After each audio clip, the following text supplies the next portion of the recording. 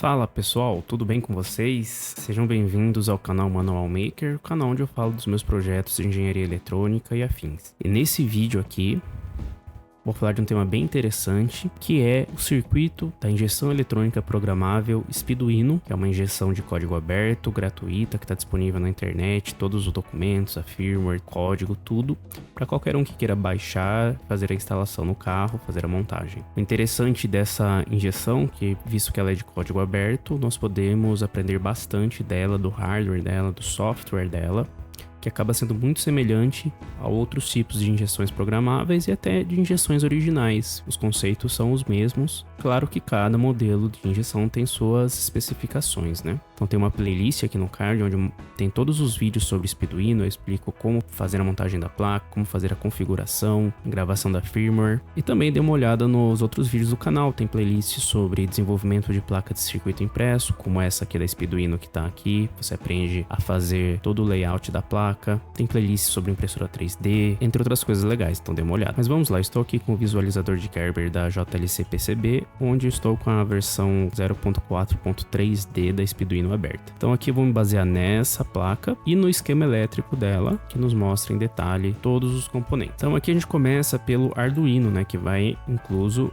nesses pinos aqui, né, que é a primeira página aqui do esquema elétrico. Então, como a gente pode ver aqui, esse esquema aqui simplesmente faz umas conexões de todos os pinos do Arduino com a placa. Ele junta todos os grounds, junta todos os 5 volts, conecta os pinos digitais e analógicos. Mas vamos para a próxima parte. Então, aqui a gente tem a página de drivers. Se você não sabe o que é um driver, eu vou deixar um vídeo aqui na descrição e também no card, onde eu explico detalhadamente o que é um driver. E o driver é um dos componentes mais importantes, talvez o mais importante aí da injeção eletrônica. Então é interessante você saber o que é. Dá uma olhadinha no vídeo aqui. Aqui nós temos vários drivers, que de uma forma bem resumida, é um circuito que suporta alta corrente, ou alta tensão, ou ambos. E ele é utilizado para acionar cargas mais pesadas, visto que o microcontrolador, que é o cérebro, né, da injeção, ele não tem alta capacidade de corrente, então ele não consegue acionar cargas muito pesadas, como relés, injetores, bobinas, etc. Então para isso nós temos os circuitos de driver. Então aqui nós temos o 1, 2, 3 e 4 dos injetores, os 2 CIs, que são circuitos integrados, para fazer os 4 canais da ignição. Então vamos dar um zoom aqui e entender, né? Só para vocês se localizarem, esses circuitos são esses Q1, Q3, Q4 e Q2, junto com alguns componentes que estão em volta, alguns resistores. Esses carinhas aqui são MOSFETs, que suportam aí uma alta corrente, mesmo não sendo tão necessário aqui, porque um injetor em média consome uma corrente aí de 1 ampere de pico, e esses MOSFETs suportam até 80 amperes dependendo da temperatura. Então aqui no começo do circuito, né, são 4 circuitos iguais, então a gente vai falar só de um. A gente tem a saída do microcontrolador, seja vem do pino D8 do microcontrolador, que é o pino que aciona esse circuito. Então ele vai gerar sinais, pulsos, e o driver vai interpretar e acionar o injetor exatamente da forma que ele recebe os pulsos do microcontrolador, da mesma forma que o nosso cérebro controla nossos músculos, né? Daí o primeiro componente aqui é um resistor 100K, 100 kΩ, que está ligado entre a linha de pulsos e o ground. O ground é o negativo. Então esse resistor aqui é um resistor chamado de pull down, ou seja, literalmente colocar para baixo, colocar abaixo. E a função dele é garantir que a linha de sinal fique zerada, né? Fique em 0 volts quando não tem nenhum sinal passando. Então por isso que a resistência dele é bem alta, para ele não interferir no circuito. Quando tem algum pulso aqui, algum sinal passando, é como se ele não existisse aqui, como se ele não existisse no circuito. Mas quando não tem nada passando, sinais pequenos, ele aterra, né? Exatamente para o circuito, o MOSFET aqui não acionar os injetores ou a carga de forma errada, às vezes por um ruído, algo do tipo. Então sempre utilizamos esses resistores aqui junto dos drivers para garantir que o nível 0 realmente seja um nível 0. Aqui nós temos o resistor de 1K. Esse resistor de 1K aqui, ele está aqui simplesmente para limitar a corrente desse circuito em caso de curto-circuito. Então é um resistor de proteção. Então imagine que esse MOSFET aqui ele entre em curto e daí nós poderíamos queimar o nosso microcontrolador se nós não tivéssemos esse resistor aqui. Então já que a gente tem esse resistor, ele vai limitar a corrente aqui do circuito numa possibilidade de curto. O circuito estando funcionando tudo ok, ele basicamente não influencia em nada no circuito, não pelo menos nessa velocidade aqui que a Speeduino trabalha. Então aqui vamos para os componentes de cima. Então a gente tem uma alimentação 12 volts que está ligada num resistor, num LED e num diodo, e está ligado junto aqui com o injetor. Isso aqui nada mais é do que um indicador de quando o injetor está funcionando ou não, e ele é alimentado com 12 volts. Esse resistor de 2.4K, ele é um resistor simplesmente para limitar a corrente para o LED não queimar. E esse diodo é para que os pulsos do injetor aqui, que são pulsos bem altos, por serem uma carga indutiva, não voltem e queimem o LED. Porque por mais que o LED já seja um diodo, ele não suporta tantos interpéries ali, tantos picos reversos, quanto um diodo mais próprio para isso. Então esse diodo aqui protege e não deixa que os pulsos daqui vão nesse sentido, ele só flui no sentido contrário aqui, então aqui ele só acende o LED nesse sentido e os pulsos que vêm daqui não entram nesse circuito aqui, tem uma barreira formada por esse diodo. E esse, por fim, é o MOSFET, que nada mais é do que uma chave controlada pelo microcontrolador, controlada por esse pino 1. Então ele está ligado no ground, no negativo, o injetor está ligado aqui e a outra parte do injetor está ligado no positivo. Então o que acontece é, quando essa chave fecha, ela fecha entre o negativo e a corrente passa do positivo por dentro do injetor e depois no negativo. A gente consegue ver um pouco mais aqui nesse esquema que eu fiz e deixei para download para o pessoal. Então a gente tem o 12 volts pós-chave, passa por dentro do injetor e depois entra aqui no pino da Speeduino, esse conector 40 pinos, que é esse conector aqui. Então nós temos 4 circuitos desse e é isso que cada componente daqui faz. Então nada mais é do que um circuito de chaveamento, um circuito que atua como chave para abrir e fechar o negativo e fazer o injetor funcionar conforme os comandos do microcontrolador. E o microcontrolador envia um pulso aí de 0 a 5 volts na forma quadrada digital. Então essa é a explicação para esses 4 circuitos de driver. Vamos passar para o circuito de ignição. O circuito de ignição é bem parecido, só que a diferença é que em vez de nós termos MOSFETs separados, nós temos MOSFETs dentro de um circuito integrado. Então, como o próprio nome sugere, tem vários componentes integrados em um só. Então um componente ele já tem 2 circuitos de drivers, eles conseguem acionar aqui 2 saídas, a ignição 1 e a ignição 2. Mas notem que aqui na entrada é bem parecido, nós temos o microcontrolador mandando o pulso, onda quadrada, 5 volts, nós temos o resistor de pull down para manter o nível do acionamento aqui em 0, quando não tiver nenhum pulso. Nós temos o resistor de 1K para limitar a corrente aqui em caso de curto-circuito. Na saída, nós temos um resistor e o LED, o resistor para limitar a corrente do LED, não queimar o LED, e ele fica na linha aqui da ignição, então quando ele recebe um pulso positivo aqui, ele vai acender o LED. A única coisa invertida aqui em relação ao circuito de cima é que aqui na saída nós temos um pulso positivo, ou seja, ele chaveia pelo positivo, ele manda sinais positivos, enquanto que aqui ele chaveia para o negativo. Então esse aqui é uma chave para o positivo do circuito, esse aqui é uma chave para o negativo do circuito. Na prática, os dois acionam da mesma forma. É que as bobinas com driver geralmente precisam de um pulso positivo para trabalhar. Então aqui nós temos a entrada A, entrada B, saída B. Nós temos o ground, que é o negativo, não conectado, e o VDD, que é a alimentação do driver. Então você pode alimentar com 5 ou 12 volts, dependendo do modelo da sua bobina. E aqui nós temos 2 capacitores nessa linha de alimentação, que é para filtrar os ruídos e as interferências e manter estável essa linha de alimentação para o circuito integrado.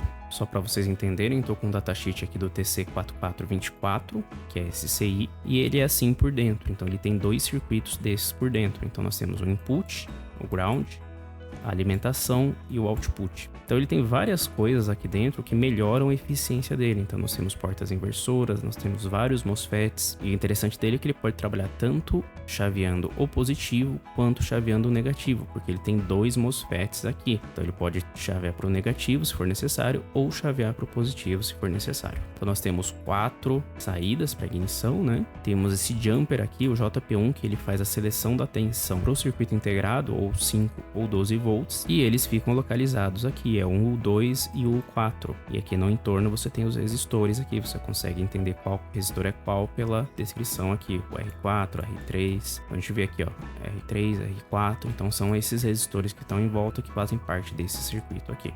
Então a gente falou da parte mais importante aqui da injeção, que é o acionamento da injeção e da ignição. Agora a gente vai para a próxima página. Então aqui a gente está na página dos sensores. Dão toda a referência para o circuito da injeção trabalhar, então é muito importante. Na verdade eles não funcionam sem. Como dá para ver, nós temos vários circuitos que são semelhantes aqui. Então vamos falar aqui desse circuito do MAP. Aqui é a entrada do MAP externo. Se você conecta isso daqui, ele vai se conectar com o MAP e você já tem no seu motor. Ele vai passar por esse resistor de 470R é uma resistência bem baixa, apenas para proteção do circuito, para caso você tenha algum pico de tensão aqui, para caso você ligue errado, limitar um pouco a corrente, e também para formar um filtro junto com esse capacitor de 470 picos. O resistor, junto com o capacitor, eles formam um filtro RC, resistivo capacitivo, e ele filtra interferências e variações no sinal, mantendo o sinal mais estável para entrar aqui no pino A3, no pino analógico 3 da Speeduino, do Arduino.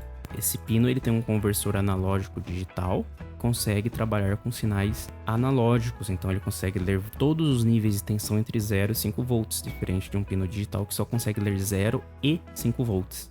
E aqui embaixo nós temos a réplica desse circuito que vai para o pino A5, caso você faça o jumper aqui e conecte o MAP interno, que você pode utilizar como sensor barométrico também. O MAP tem os capacitores aqui na linha de alimentação. O sensor MAP ele trabalha com 3 pinos, um sinal que é esse Vout, o ground que é o negativo e o VCC que é o positivo, geralmente 5 volts. E na linha positiva dentro da placa nós temos 2 capacitores aqui para filtrar o sinal e manter a alimentação estável para o sensor. Então esse circuito aqui é o R55, o C29, o sensor MAP ele fica aqui na placa.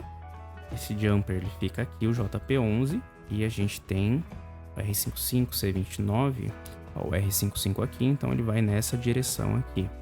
Aproveitando aqui, só falando do circuito anterior, os LEDs com os resistores, eles ficam aqui dos injetores, e os LEDs com os resistores da ignição, eles ficam aqui, e o jumper para selecionar a tensão dos circuitos integrados da ignição fica aqui. Então vamos para os outros sensores. Nós temos aqui basicamente o mesmo tipo de circuito na maioria dos sensores. Então nós temos um capacitor aqui para filtrar o sinal de entrada, um resistor para limitar a corrente do circuito e um capacitor para filtrar também novamente.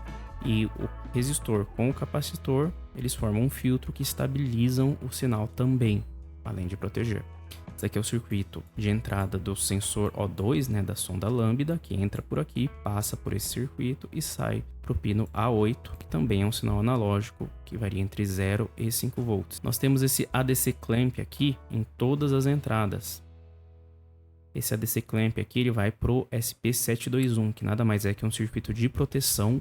É um diodo TVS que chama, que é um diodo utilizado para proteger de picos e de variações bruscas de energia. E ele tem um funcionamento muito rápido, então ele consegue proteger bem o circuito, principalmente nas entradas. Nas saídas nós não precisamos porque nós temos circuitos de alta corrente. Na entrada nós não temos circuitos de alta corrente, nós temos uma entrada somente, né? Então ele está ligado diretamente aqui, com exceção desse resistor, à entrada do microcontrolador. E a entrada do microcontrolador, a tensão máxima dele é 5 volts, então não pode exceder essa entrada máxima, senão ele queima. Por isso nós temos o SP721 aqui em todas as entradas. Então esse aqui é o circuito da sonda, esse aqui é o circuito da referência de tensão da bateria, então é ligado nos 12 volts ali de entrada da Speeduino, passa por esse resistor e por este para diminuir a tensão proporcional. Isso aqui é um divisor de tensão resistivo, então esse resistor com esse resistor em série, no meio vai ter uma tensão menor. Se você tem um interesse, pesquise mais sobre divisor de tensão resistivo. Nós temos o capacitor para filtrar a tensão também, para manter ela mais estável. Temos o resistor de 470R para limitar a entrada aqui.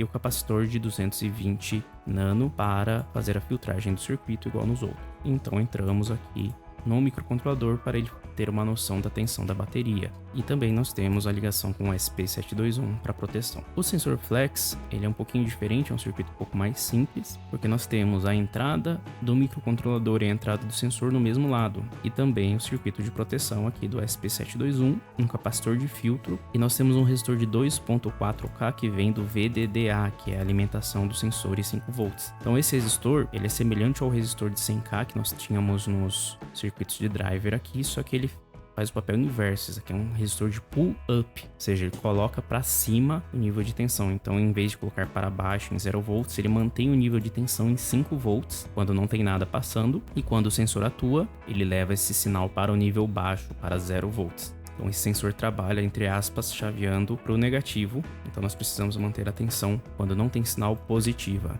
para o microcontrolador conseguir ler aqui no pino D2. Então um pino digital, então nós temos somente 0 e 5 volts aqui, nós não temos níveis intermediários de tensão. Entrada da embreagem, somente um resistor para proteção, porque geralmente ela chaveia com negativo. Então aqui entra o sinal da embreagem e passa direto para o microcontrolador, e nós temos um circuito de proteção aqui do SP721. Aqui o sensor de temperatura de água, né? Ele é semelhante ao sensor flex ali. Ele vai ter um resistor de pull-up para ter um nível de tensão já aqui. Ele está ligado aos 5 volts. Nós temos a entrada do sensor aqui, um resistor de 470R para limitar a corrente e a entrada no sensor analógico aqui. Além disso, nós temos capacitores de filtro dos dois lados para filtrar e manter o sinal mais estável. Interessante que aqui a gente coloca o sensor e esse sensor junto com esse resistor eles formam um divisor resistivo também. Então o sensor, conforme a resistência dele varia, o nível de tensão nesse ponto também varia. Quando nós não temos o sensor conectado, esse ponto que fica em 5 volts, porque ele está ligado na alimentação de 5 volts dos sensores por esse resistor.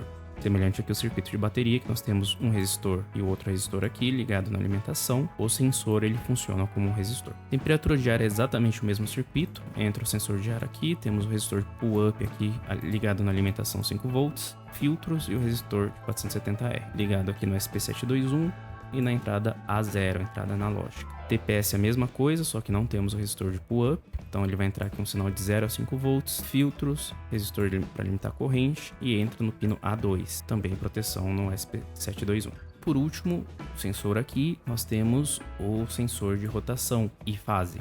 Nós temos a opção de fechar esse jumper aqui, o JP4, para ter uma alimentação positiva pull-up aqui através desse resistor de 1K dos dois lados. Então, se nós vamos trabalhar com sensores tipo Hall, nós precisamos fechar esse jumper, já que os sensores Hall normalmente trabalham chaveando o negativo. Então, quando não tem sinal, precisamos manter a linha em nível alto, 5 volts aqui. Nós temos a entrada do sensor aqui, o crank e o CAN, que é respectivamente rotação e fase. Nós temos o jumper para selecionar entre o condicionador de sinal, que faz a conversão do sinal analógico para o sinal digital do tipo Hall, quadrado. Podemos fechar entre o 2 e o 3 aqui, pular o condicionador VR e ir direto para a entrada do microcontrolador no pino D18 e D19, se nós fechamos entre o 2 e o 3. Nós só utilizamos este jumper nessa posição quando a entrada aqui é digital do tipo Hall. Quando é um sensor indutivo, precisamos utilizar o conversor VR, então fechamos o jumper entre o pino 2 e 1, e ele vai passar pelo circuito integrado que faz essa conversão, entrega aqui na saída e ele vai para o microcontrolador no sinal digital já convertido pelo conversor VR. Nós temos esse capacitor aqui para filtragem, evitar ruídos e interferências, e o SP721 aqui para proteção do circuito. E com isso nós finalizamos aqui a explicação dos sensores e ficam majoritariamente desse lado da placa. Então a gente tem os dois SP721 aqui, o 1 e o 3 para proteção do circuito, e esses capacitores aqui e resistores fazem parte das entradas dos sensores. Se você ver aqui no esquema elétrico, né, os sensores eles ficam na parte de baixo aqui, temperatura de água, temperatura de ar, sonda, TPS e rotação desse lado. E entrada do sensor flex aqui e o mapa externo aqui no pino 11. Então eles ficam todos aqui desse lado. O circuito integrado do conversor VR ele fica aqui, e os jumpers para selecionar entre pull-up ou não e Hall ou indutivo eles ficam aqui. Então agora nós passamos para a página 3, que é o circuito de fonte.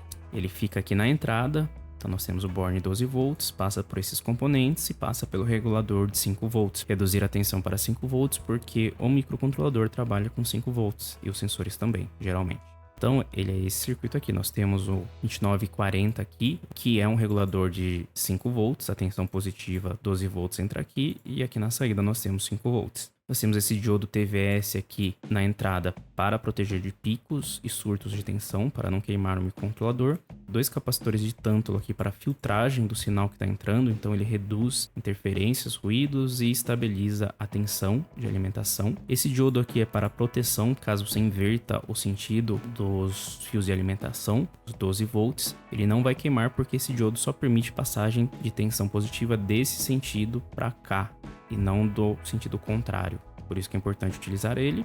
Aqui nós temos a alimentação 12 volts que vem do Born. Depois do regulador nós temos saída 5 volts VDD e a VDDA que passa por um polifusível, que é um polyswitch ou um fusível rearmável. Então toda vez que acontece um curto, ele aumenta muito a resistência, se comporta como um resistor, limitando a corrente, quase zerando a corrente nesse sentido. E quando ele esfria, quando você tira o curto-circuito, ele volta a fechar e trabalhar como uma conexão normal. Então é um circuito muito útil para a proteção da saída aqui dos sensores. Fora isso, nós temos 2 capacitores aqui novamente para filtragem.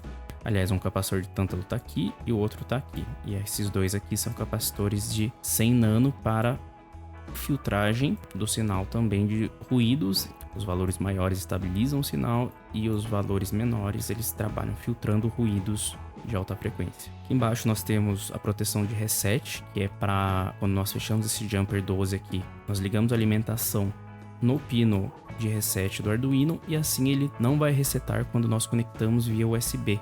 Isso é interessante para quando você estiver fazendo alguma calibração andando com o carro, para o carro não ter o perigo ali de morrer e desligar enquanto você está andando com ele. Como eu falei, esse circuito aqui da fonte ele fica aqui na entrada, nós temos o diodo aqui, proteção, o diodo para inversão de polaridade, o regulador, os 2 capacitores de tântalo e os capacitores de 100 nano para filtragem. Esse jumper para evitar o reset nós temos aqui, então aqui nós fechamos e temos o capacitor aqui e os 2 resistores.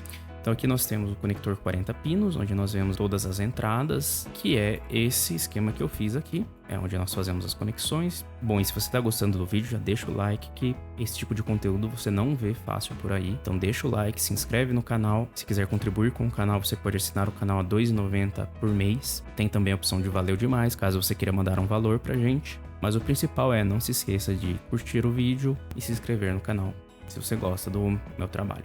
Aqui nós temos também o Born de 12 volts, que é aquele Born que fica aqui na entrada. Aqui nós vamos para mais uma parte dos drivers, mas nós temos aqui um circuito semelhante ao dos injetores. Vem do microcontrolador, resistor de pull down, resistor de 1K para limitar a corrente, MOSFET para fazer o chaveamento ao negativo. E aqui é um diodo que ele é chamado de diodo de roda livre ou diodo flyback, que ele protege quando a gente desliga cargas indutivas, por exemplo, um relé, um injetor, e ele descarrega uma energia. E essa energia ela pode danificar o MOSFET aqui. Então nós temos esse diodo que direciona essa energia de volta para a bateria. Então por isso que é importante utilizar esses diodos. Esses MOSFETs aqui são esses daqui.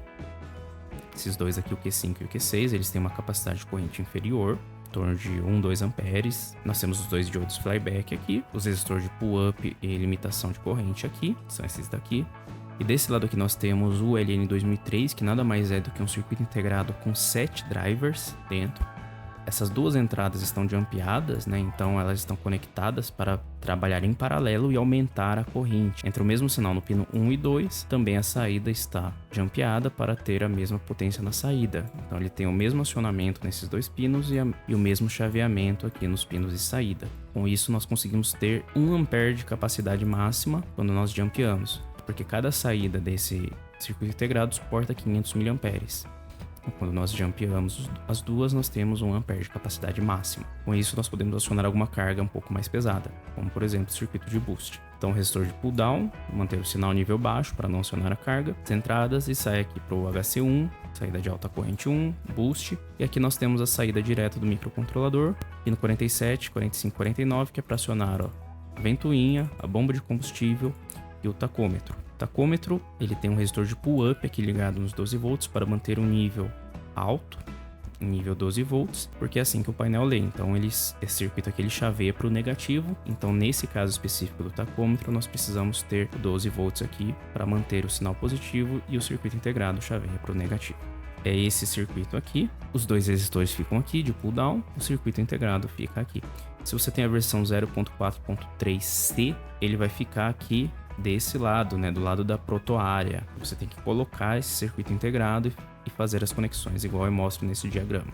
Ele não vem embutido na placa igual na 4.3D. Então aqui nós temos o driver de motor de passo para acionar o atuador de marcha lenta. Nós temos aqui 3 entradas. Um é o enable para deixar ligado o driver. O step é um pulso PWM, que a frequência dele indica qual que vai ser a velocidade aqui. Então realmente o pino step aqui que ele aciona, ele faz o acionamento através desse pino. E o pino dir aqui é o pino de direção, se ele vai movimentar para frente ou para trás, acionado por esse pino aqui. Então nível alto ele aciona numa direção, nível baixo ele aciona em outra direção. Todos esses 3 pinos vêm do microcontrolador. Aqui as saídas, então a saída A1 e A2 é para uma bobina, porque o motor de passo eles são 2 bobinas. Então esse aqui é para a primeira bobina e o B1 e o B2 para a segunda bobina. Conexão ao ground, conexão ao 12 volts. E esses 2 pinos aqui, o sleep e o reset, eles precisam ficar ligados em nível alto para o circuito funcionar, para ele não resetar.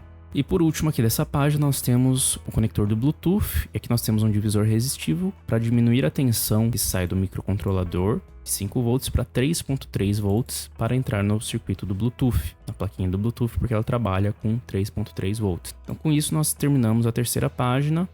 Esse circuito ele fica, o driver do motor de passo ele fica aqui. E o conector do Bluetooth ele fica desse lado aqui, BT aqui, ó. Temos os 2 resistores aqui desse lado, para dividir a tensão. E por último nós temos aqui a última página, que é somente a página dos conectores, né? Então aqui nós temos o conector J5, que é esse conectorzinho aqui. Nele nós temos a entrada do sensor analógico de pressão de combustível e óleo.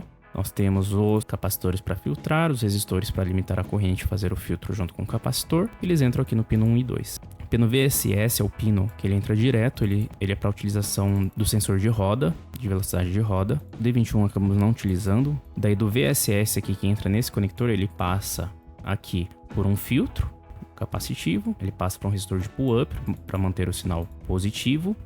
E quando é acionado, o sensor ele leva para nível negativo, ou seja, um sensor que chaveia para o negativo. E daí entra no pino D20 aqui, o microcontrolador. Então aqui nós temos o conector auxiliar para ligar no negativo, que é o J6, que é esse conector aqui. São só saídas negativas. E aqui um conector para ligar na alimentação 5 volts, que é esse conector aqui, o J1. Então aqui só temos positivo, caso você precise ligar algum sensor.